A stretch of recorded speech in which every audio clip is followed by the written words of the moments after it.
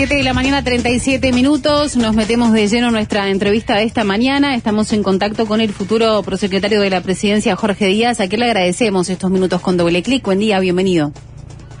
Buen día, muchas gracias por la invitación. Un gusto, Díaz, y gracias por el madrugón. Bueno, ¿cómo viene usted viendo la transición? En general, ¿se ve un buen ambiente, buena disposición, salvo algunas situaciones puntuales que se han mencionado de falta de información? Pero usted, ¿cómo lo ve desde más cerca?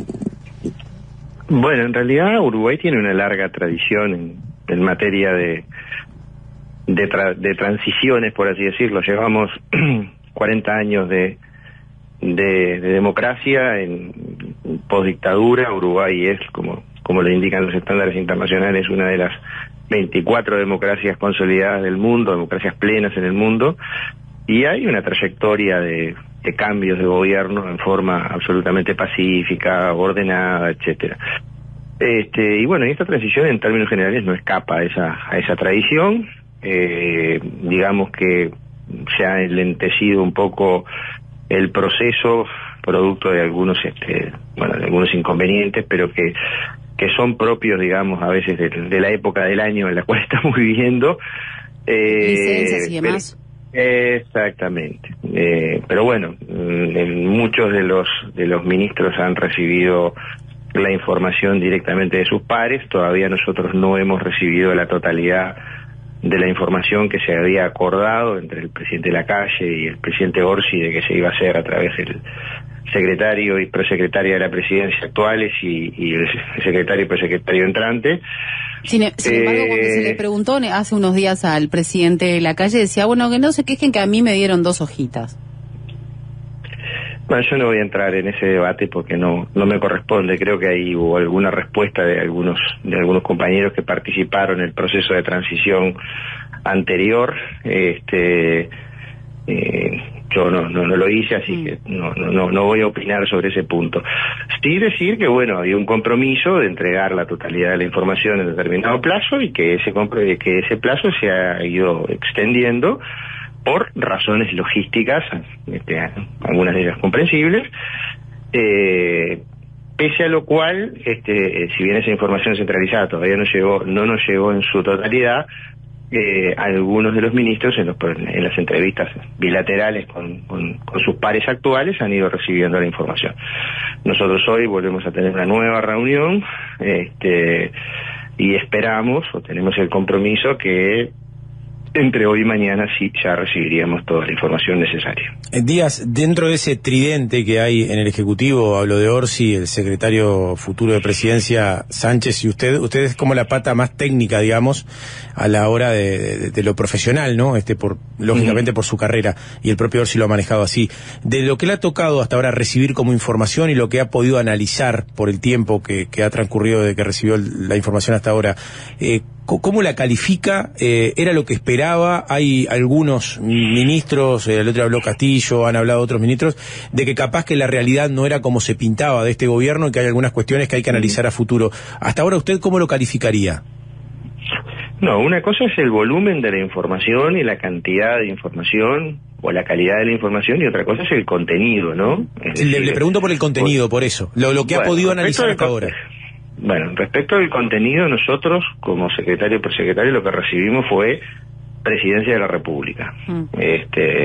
Básicamente, que ese es el contenido que nosotros analizamos nuestros equipos analizan directamente.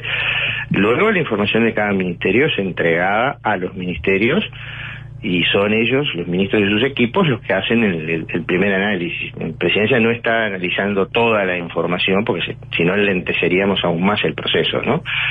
Nosotros la recibimos y obviamente los ministros, que de hecho no la hemos recibido, de hecho los ministros que han recibido esa información lo han hecho a través de sus pares, no a través del mecanismo centralizado que se había previsto de Presidencia. Eso recién se va a concretar, esperemos, esta semana. Pero el diálogo es correcto, el diálogo es bueno, o sea, hay un frecuente ida y vuelta. Obviamente que por algo somos fuerzas políticas diferentes, pensamos diferente, tenemos visiones diferentes de muchas cosas, y nosotros tenemos visiones coincidentes, Y sí, hay coincidencias y discrepancias. Pero de lo que ha recibido de presidencia, ¿algo le ha llamado la atención o es todo lo que esperaban? En presidencia básicamente es más o menos lo que esperábamos. El estado de situación, con las cosas negativas y positivas. Hay algunos ministerios que han planteado, los ministros entrantes han planteado, bueno, alguna, no sé si calificarlo de sorpresa, pero que bueno, que como que la realidad... Economía todavía le faltan datos. Nosotros ahora esta semana estuvimos toda la semana con Alejandro Sánchez, estuvimos haciendo nosotros bilaterales con cada uno de los ministerios a ver cómo va el proceso de composición del gobierno, el armado del gobierno. Hemos recibido prácticamente todos los ministros y lo que nos ha planteado Don es que a ellos aún les falta alguna información que consideran clave, más allá de que siempre en economía con la información disponible se hacen proyecciones y demás. Pero todavía falta información allí. ¿Y dónde se dio esas pequeñas sorpresas? Bueno, yo creo que las han hecho públicas los diferentes ministros, ¿no? Es decir, ellos han ido haciendo públicos. Gabriel ha planteado alguna cosa, Castillo ha planteado otra cosa.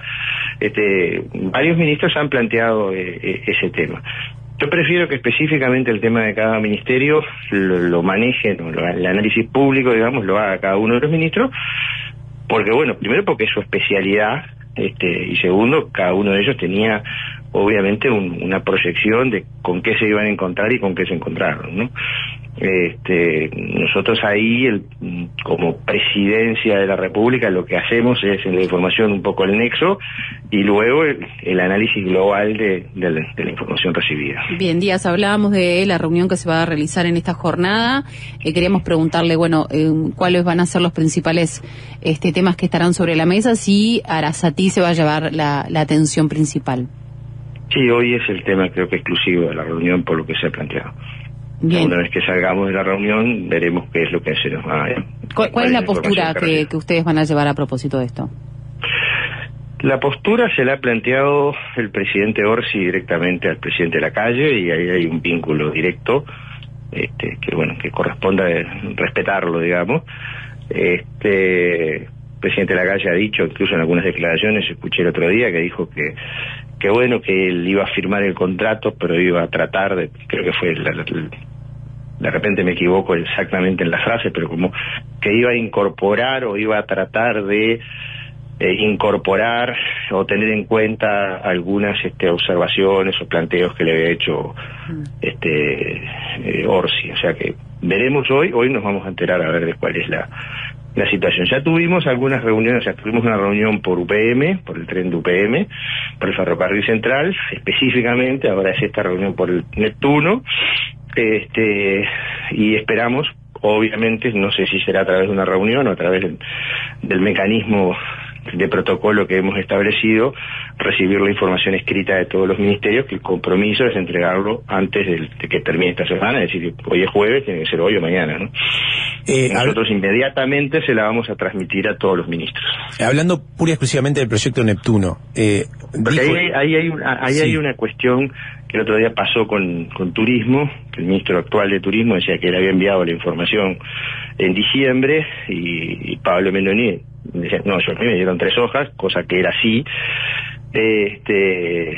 y bueno, por alguna razón Presidencia lo estaba compilando, no sé exactamente, cuestiones de logística, etcétera. Sí, Presidencia se las resumió y le entregó un par de carillas, no más de 160 hojas iniciales. Yo no sé si fue resumen de Presidencia, porque las cosas son como son. Nosotros habíamos pedido 2 cosas. Habíamos pedido inicialmente como un punteo de los temas principales, que los ministros actuales entendían que eran los temas principales, y además la información. Yo creo que lo que nos habían dado en principio era ese punteo. Bien. Y faltaba el resto. Exactamente. Creo que ahí hay un poco de confusión, y yo pretendo ser objetivo en la información que se le brinda a la población y no generar chisporroteos donde no los hay. Si mañana hay un problema, seré el primero en decirlo, como me decía mi maestra de grado, en alta voz y clara dicción, pero la realidad es que específicamente lo que se había entregado era ese punteo. Ahora la información, algunos ministros ya la recibieron de sus pares, la totalidad la vamos a recibir, esperemos, entre hoy y mañana. Es lo que está, ya es hemos ido prorrogando el plazo, ¿no? Primero era en diciembre, después hasta el 13 de enero, y bueno, ahora esperemos que esta semana se termine. Vuelvo al tema del proyecto Neptuno y la reunión de hoy. Dijo también Lacalle que buscaría llegar a acuerdos para que ambas partes queden conformes, el gobierno saliente y el entrante. Ahora, el Frente entiende que no es necesaria la obra. ¿Hay posibilidades de encontrar alternativas para que se construya este proyecto Neptuno y que el Frente quede satisfecho, o para el Frente la única manera de quedar conforme es que no se haga? Bueno, eso es una decisión que tomará la fuerza política una vez que recibamos la información. Hoy nos va a acompañar el futuro ministro de Ambiente, que va a estar presente, que integró el directorio de OCE. Por tanto, no solamente vamos a estar Pacha Sánchez y yo, sino que además va una delegación ahí de Ambiente. O sea, ahí recibiremos la información y la analizaremos y daremos la postura final. Acá hay como dos posturas políticas, político-técnicas, si usted quiere, de arranque, que bueno, el Frente siempre ha planteado que la obra necesaria e imprescindible era Cazupá. Este gobierno ha entendido que no, y se han iniciado el camino de este proyecto Neptuno. Esas son como las posturas iniciales y de arranque. El presidente Lacalle ha dicho que va a continuar por esta línea. Bueno, veremos si hay algún punto intermedio o no. Ayer se presentaron las cifras. Eso depende de consideraciones, va a depender de consideraciones de aspectos técnicos, de aspectos ambientales y de aspectos económico-financieros también, ¿no? O sea, hay dos vertientes bien importantes a marcar ahí. Bien. Porque la obra tiene inicialmente un costo muy elevado, ¿no? Está claro. Le quería consultar, ayer se presentaron las últimas cifras del observatorio en cuanto a los delitos, ¿no? En el Ministerio del Interior, las cifras del 2024.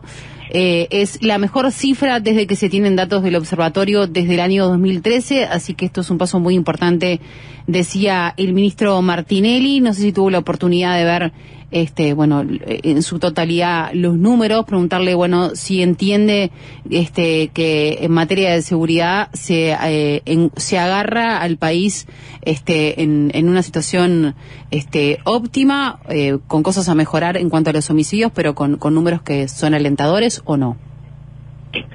No, yo no tuve tiempo de leer las cifras, pero sí conozco el panorama global. Y la situación es compleja. Yo creo que el doctor Negro ayer, a la salida en la conferencia de prensa, fue muy claro en el sentido de decir que estas son cifras de denuncias, y que la metodología o la forma de analizar la realidad en materia de seguridad es a través de encuestas de victimización, que se nos viene diciendo que hay una en curso que no se termina de presentar, y que que tendremos que hacer otra luego para ir comparando, porque siempre en materia de denuncias, el delito testigo, como decía ayer el doctor Negro, es el delito de homicidio. Lo decía el doctor Negro, y yo se lo leí hace muchos años a Bordaberry, en una editorial del diario El País, se lo escuché decir a Emiliano Rogido el otro día en una entrevista en Perspectiva. Y es el delito testigo porque el muerto está ahí, o sea, no se puede subregistrar los homicidios. Se podrá computar los homicidios consumados y no los tentados, en fin, podrá haber algún tipo de discusión por allí. Pero los homicidios, hay un dato de la realidad, los homicidios tenemos un índice de homicidios que anda alrededor de 11, 12 cada 100.000 habitantes, cuando históricamente la tasa era del 5 o del 6, es decir, tenemos una situación complicada, tenemos una situación compleja, entonces no se puede decir que está todo bien, porque los demás delitos sí puede haber, siempre hay en todos los países del mundo, esto no es propio de Uruguay, hay lo que se conoce como una cifra negra, es decir, delitos que no se denuncian, por diferentes razones. La perspectiva de la no aclaración del delito, de la no resolución del problema, es uno de los factores principales por los cuales la gente deja de denunciar. Si no se incentivan los registros, las denuncias, también se deja de denunciar.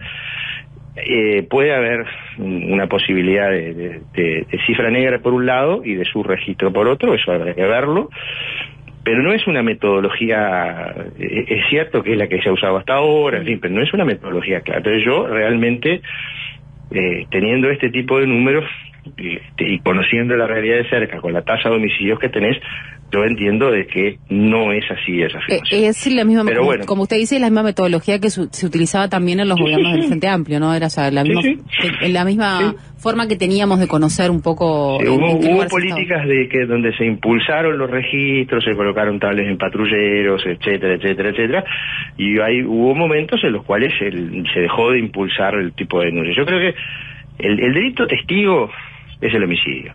No es razonable pensar que los delitos violentos como la rapiña bajan y el homicidio se mantiene. Eso no es razonable, no es una conclusión razonable, pero bueno, veremos ahora. ¿Y no puede estar ligado al aumento de homicidios por otro tipo de situaciones, por todo lo que tiene que ver con la lucha al narcotráfico y demás? No, sin duda que el homicidio puede tener múltiples causas, pero generalmente hay un contexto de violencia.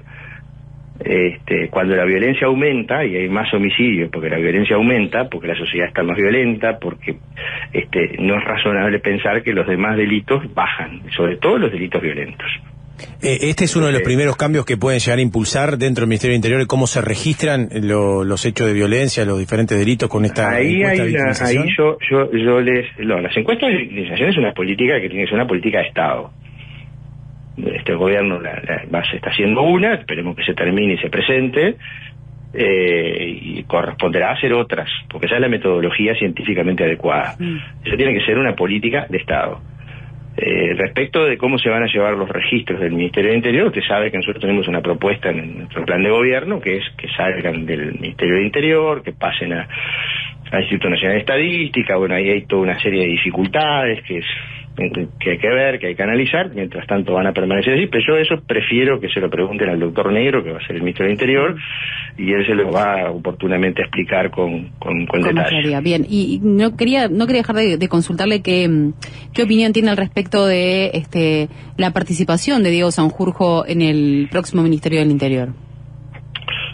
Yo tengo una buena opinión, una muy buena opinión. Hace un tiempo atrás me preguntaban en un programa, creo que fue, no sé si lo puedo nombrar, pero sí, claro. Programa de televisión, Desayunos Informales, creo que era Matisich, que me preguntaba, ¿y usted no rescata nada entonces en materia de seguridad? Digo, yo rescato a algunas personas, y precisamente mencionaba la trayectoria de Sanjurjo. Se le van a incorporar otros técnicos, por lo que tengo entendido, entonces, en fin, yo lo veo como positivo. Creo que entender que la seguridad tiene que ser una política de Estado es parte del tema. O sea, mientras la seguridad sea una especie de botín político por el cual los partidos se disputan, y estemos comparando mis muertos, tus muertos, la realidad no va a cambiar, porque esa es una posición, por lo menos a mi juicio, incorrecta. Iba a decir mezquina, pero quizás un poco fuerte, pero incorrecta. Si tenemos un problema que tiene la magnitud que tiene, tenemos que poner toda la capacidad y la imaginación de las mejores mujeres y de los mejores hombres para tratar de revertir la situación. Lo mismo pasa en la situación carcelaria, por ejemplo, es una situación realmente compleja, particularmente compleja. Tenemos una cantidad de privados de libertad. Yo recuerdo cuando empezó el Código de Proceso Penal en el año 17, que había 11.000 privados de libertad y bajaron 600 y se armó un escándalo bárbaro, y decían el Código Benigno, el Código Prodelincuente. Hoy hay más de 16.000 privados de libertad.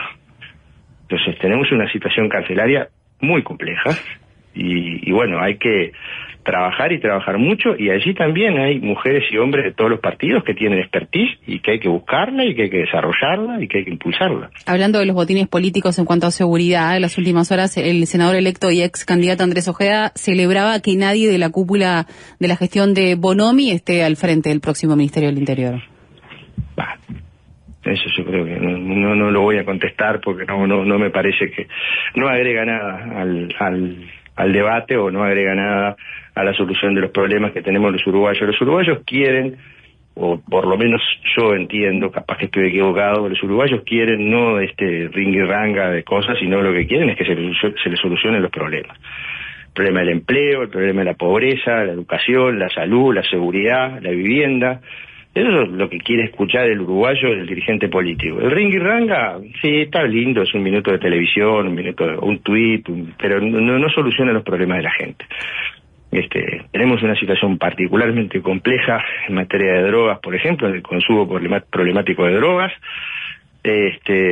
Ahora estaba pensando, cuando hablaban de la mejora en materia de seguridad, habría que preguntarle a los habitantes de Durazno si consideran que Durazno está más seguro ahora que antes, que tiene una situación particularmente compleja por los datos que estuve mirando el último fin de semana. Del ministerio dicen que sí, que mejoró.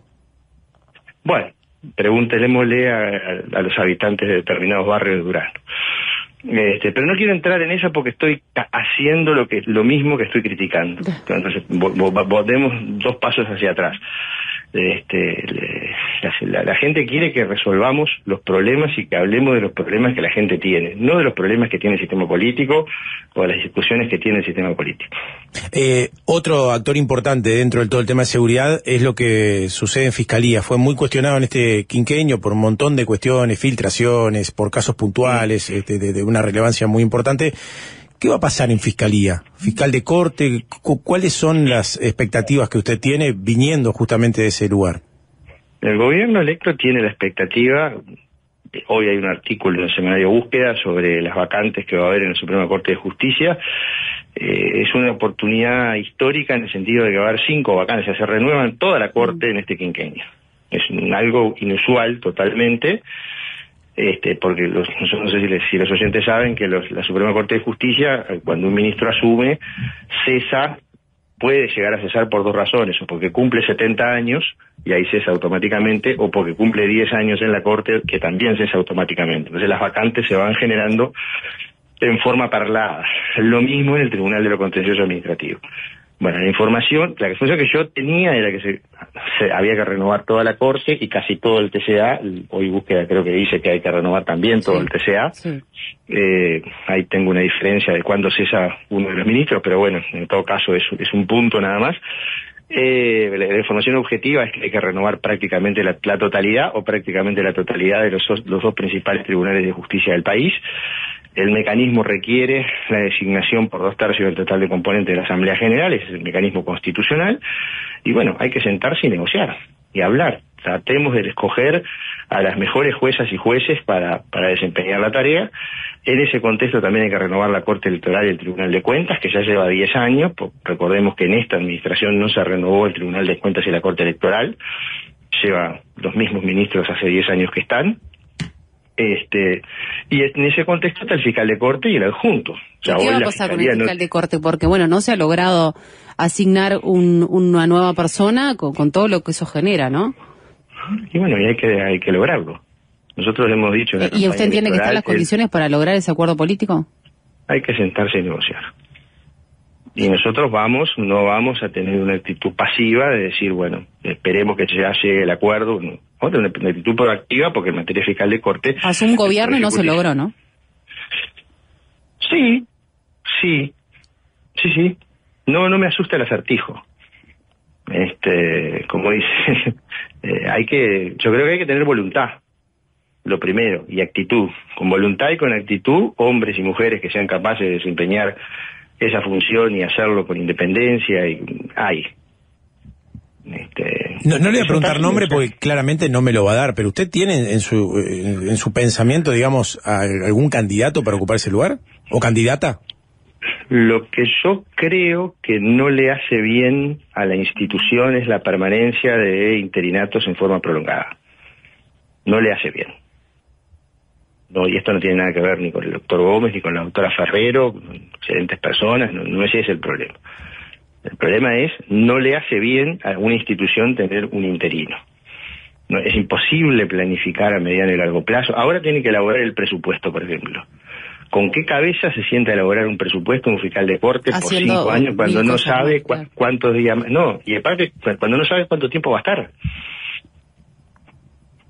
No hay una proyección a largo plazo, digamos, o mediano plazo. Sí, pero yo sé que se hace el mejor esfuerzo, pero es prácticamente imposible.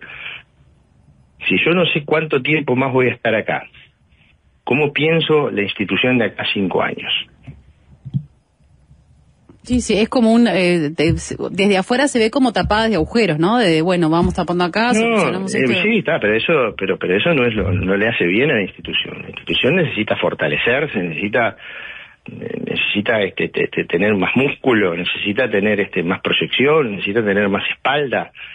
También hay una situación de interinato que es muy difícil para un fiscal interino, un fiscal provisorio, enfrentarse y bueno, muchas veces se requiere espalda para aguantar situaciones. No le contestó a Nico igual si tiene algún nombre, ¿eh? Sí. No, pero él dijo, ella se adelantó que yo no le iba a contestar así. No, que no. Es verdad, Nico, abriste el paraguas mal. Pero el nombre propio claramente no me lo va a dar, lo asumo. Si no sería una pregunta bastante torpe. Teníamos tremendo titular. No me lo va a dar. Es demasiado inteligente para pisar el palito. Pero yo tengo la apertura mental de sentarme con algunos o con todos los dirigentes del partidos con representación en el Senado. Usted sabe que el Frente tiene 17 senadores, necesita 2 senadores más, pero yo creo que hay que buscar los 30. Hay que buscar, o los 31, contando a la vicepresidenta, ¿no? O sea, hay que buscar un nombre que tenga el mayor respaldo posible, porque eso le va a dar respaldo a la institución. Creo que después no pase lo que ha pasado, ¿no? De estar cuestionando el rol de ese lugar, que no le hace bien. Los fiscales en el mundo, las fiscalías generales en el mundo, los titulares, son organismos que están en permanente tensión. Yo lo invito a leer el diario El País de Madrid, o le invito a leer Folla de San Pablo de hace un par de años, o le invito a leer, situaciones en diferentes países del mundo donde la Fiscalía General o la Procuraduría General está en tensión. Una institución que tiene a su cargo la investigación y la persecución criminal entra en tensión naturalmente con distintos actores de la sociedad. Eso es así, porque el rol que cumple es ese. Entonces, lo que tenemos que ver es, marcar un rumbo de política criminal, porque hoy no tenemos un rumbo claro de política criminal. De la mayoría de los delitos tipificados en las leyes penales se persiguen, si hay 100 delitos, se persiguen 10. No hay una política de priorización, no hay una política la política criminal que defina el propio legislador en materia penal. Lo que hace son parches del Código Penal. Tenemos el mismo Código Penal del 34, que lo hemos ido emparchando. 2x3 se presenta un problema y toqueteamos una norma procesal, cuando la realidad, porfiada ella, sigue ahí. El legislador cree muchas veces que cambiando la ley se cambia todo. Y la realidad sigue porfiada ahí. Entonces, hay que tener una política criminal, una política de mediano y largo alcance, y en ese contexto la institución va a trabajar mucho mejor. Pasaron 3 años, no se nombró fiscal. Pasaron esperando no sé cuántos años que se fuera Díaz. Cuando Díaz se va, pasan 3 años y no pasa nada. Entonces, no se reunió más, no nombran fiscal, no se reúne más el Consejo de Instrucciones Generales, no se dicta una sola instrucción general, no se controla, hay un montón de cosas que es propio, porque esto no es propio de la situación de tener interinatos prolongados. No es culpa de nadie. En todo caso es responsabilidad del sistema político el no ponerse de acuerdo. Ya estamos pasado la hora, pero le hago una más. ¿Termina el próximo periodo de gobierno, año 2030, con el Ministerio de Justicia creado? ¿Es una meta? Está en el debería serlo, debe serlo, porque está en el programa de gobierno de los tres principales partidos. O sea, está en el programa de gobierno del Frente Amplio, está en el programa de gobierno del Partido Colorado y está en el programa de gobierno del Partido Nacional. Si no, le estaríamos mintiendo a la gente. Bien. O sea, los programas de gobierno, salvo que creamos que son papelitos que se escriben para hacer, son para cumplir. Es una hoja de ruta que cada partido le plantea a la población y dice, esto es lo que yo voy a hacer. Fantástico. Ahora, si le digo, si los 3 principales partidos del Uruguay le decimos a la población, vamos a hacer esto, y después no lo hacemos, yo creo que tenemos un problema de legitimidad importante ahí. Yo creo que sí, que eso debería resolverse. Es más, si uno mira lo que son los ministerios de justicia en el mundo, no hay muchas variantes, ¿no? Es decir, igual hay que hacer un proceso, en fin, ya se está pensando en una arquitectura para trabajar en esa línea, pero Yo no tengo duda, si no le estaríamos mintiendo a la población. O sea, ¿es un hecho? ¿Se tiene un tiempo estimado de cuánto llevaría y demás? No. No, se va a llevar el tiempo que sea necesario, porque esto hay que buscar consenso también. Bien. O sea, este tipo de decisiones políticas requieren, obviamente no la unanimidad, ni mucho menos, pero bueno, ciertos consensos mayores a una mayoría parlamentaria transitoria. Ese es el dato de la realidad. Ahora, si está en los programas de gobierno del Frente Amplio, del Partido Nacional y del Partido Colorado, si no sale, algo no está funcionando bien en la democracia, ¿no?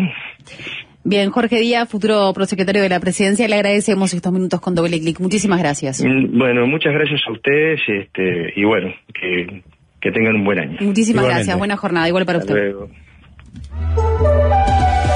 Cuando sale el sol, Doble Clic. Doble Clic. Doble Clic. Doble Clic.